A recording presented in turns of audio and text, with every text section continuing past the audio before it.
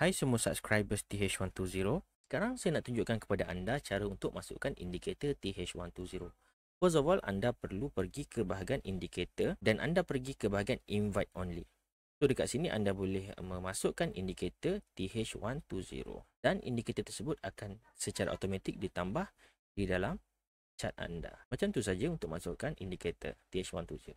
Jadi pada video kali ini saya nak menunjukkan anda untuk macam mana anda nak mengetahui candlestick arah. Anda dah ada zone dah berlaku. Cuma sekarang ni anda tak tahu arah mana anda nak trade, ke arah buy ataupun anda nak trade ke arah sell. Zone dah ada, kemudian anda perlu tunggu confirmation. Contoh macam ketika ini zone tu dah ada tapi anda tak trade waktu ini lagi. Sebab apa? Anda kena tunggu confirmation. Jadi macam mana kita nak tunggu arah candlestick tersebut untuk kita nak trade buy ataupun nak sell? Baik, untuk penentuan kepada candlestick arah, anda perlu tunggu adanya candlestick yang memecahkan zone tersebut. Macam kes ini, anda perlu tunggu sama ada tak candle nanti M5 yang boleh break zone. Dan candle tersebut mestilah open in between this zone.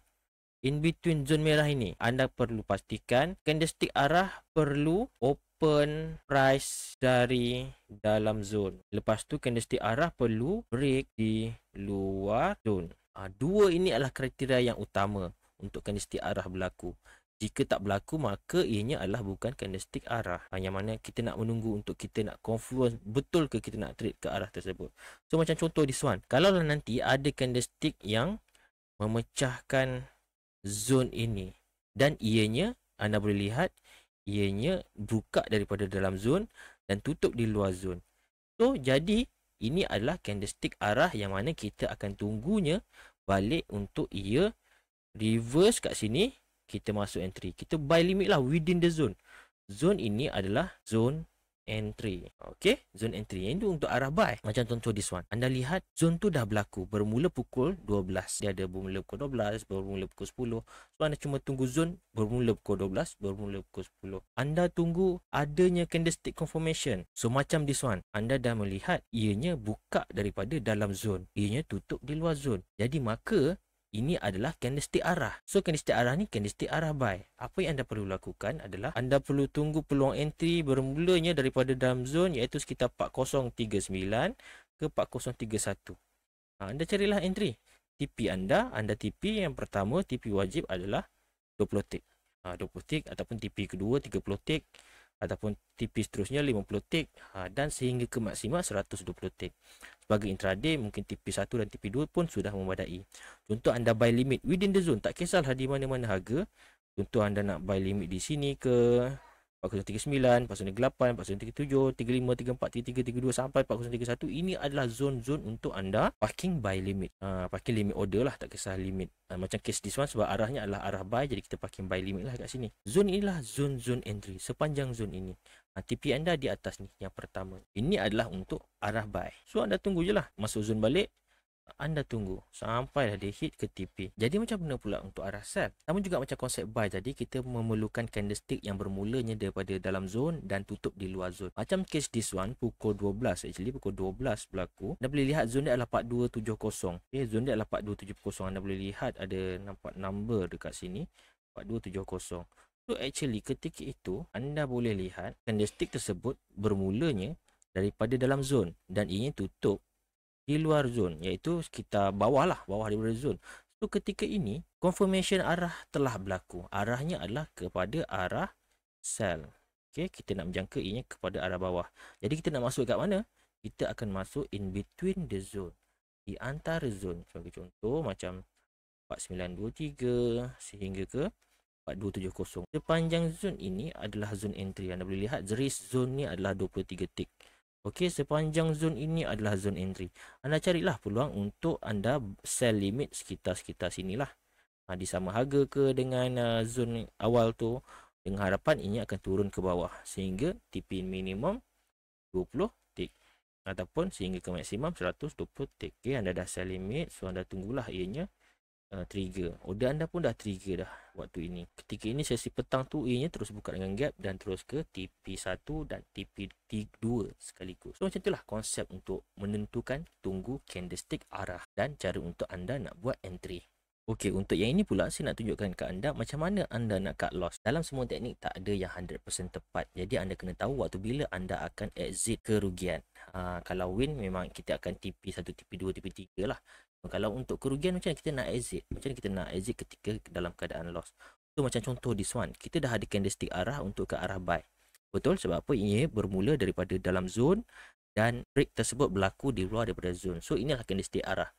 Yang mana kita akan mencari peluang untuk buy. Kita akan buy sekitar dalam zone dan kita akan TP di minimum 20 tick. Itu macam contoh this one. Kita dah dalam position buy. Kita buy, okay, dah trigger dekat yang sini lah actually. So kemudian naik. Harga pun dia tak ke TP kita, tapi ianya dah mula nak menunjukkan ke arah penurunan. So, kita tak cut lagi. Position ni kita masih lagi maintain. Okey. Ketika ianya berlaku di sini, ini adalah tanda-tanda yang mana kita perlu cut position. So, kita akan cut ketika ianya dah break ke bawah zone. Sebab apa bila dah berlaku macam ni, dah break daripada luar zone ni, ianya dah menunjukkan yang mana momentum tu dah mula berubah arah. Ini dah jadi candlestick arah lah ni. Dah jadi arah untuk ke arah sell. So, sepatutnya kita adalah perlu tutup position dan mencari peluang untuk sell. Mencari peluang untuk sell. Ketika mana nak mencari peluang untuk sell adalah apabila ianya masuk balik ke dalam zone kita tadi tu. Kita masuk balik ke dalam zone kita tadi. Iaitu kita akan mula mencari di dalam zone ini balik untuk kita nak menuju peluang untuk ke TP20 tick kita. So, kita cut position. Kita cut loss. So, kemudian kita mencari entry ketika ianya berada reach balik di atas. Kita tak entry di tengah-tengah ni. Not recommended. Kita tak entry di tengah-tengah ni. Kita akan mencari peluang yang paling rendah risiko. Menunggu daripada dalam zone untuk kita target ianya ke TP1. Kita menunggu. Kemudian ianya trigger di sini sekitarnya. Dan hit kita punya TP1. So, kita punya reach tadi, first position kita dah cut, kemudian kita boleh recover balik lah. At least kita boleh kurangkan kita punya loss ataupun mungkin ada rezeki lebih, tambah lagi dia punya profit. Okay, sama juga keadaannya ketika anda dalam keadaan sell. Macam contoh case ini, anda melihat ada candlestick arah di sini. Ketika zone ni berlaku, candlestick arah tak berlaku lagi. Candlestick arah berlaku ketika ini yang mana waktu ini ianya bermula dibuka dari dalam zone dan tutup di luar zone. Okey, so ini adalah candlestick arah yang pertama yang berlaku. Ini arah apa? Arah sell. Jadi kita dalam keadaan nak ke menjual. So kita akan menunggu di dalam zone. Kita entry nak short position dengan TP pertama 20 tick. Cut loss apabila ianya break semula ke atas. Kalau ini break balik ke atas zone ini, kita akan melekat position dan mencari position untuk ke arah buy. Macam sekarang kita akan melihat entry kita dah trigger. Kemudian kita akan melihat di sini. Sekarang ni anda perlu buat apa? Anda dah melihat ada break daripada dalam zone. Entry anda tadi adalah sell kan. Jadi anda dah lihat dekat sini adalah di mana ianya dah mula break di luar zone bertentangan. Jadi anda perlu cut position. Cutlah position anda. Bila anda cut position, anda akan mencari peluang untuk ke arah buy. Sebab ini dah menjadi swap zone balik. Dah daripada sell, zone tersebut dah menjadi ke arah zone buy. So anda menanti sama ada ianya boleh masuk balik ke dalam zone dan so ianya pergi ke TP1. So anda menantilah benda tu berlaku. Kalau anda tak cut, mungkin anda dah dalam keadaan floating sampai ke tak tahulah ke berapa banyak. Jadi advisable anda memang perlu cut position. So dan menanti position untuk buy di dalam zone balik. Anda lihat dekat sini entry untuk buy pun dah trigger. So anda perlu TP di minimum 20 tick. Macam case this one, ianya trigger hampir-hampir waktu market dah nak tutup.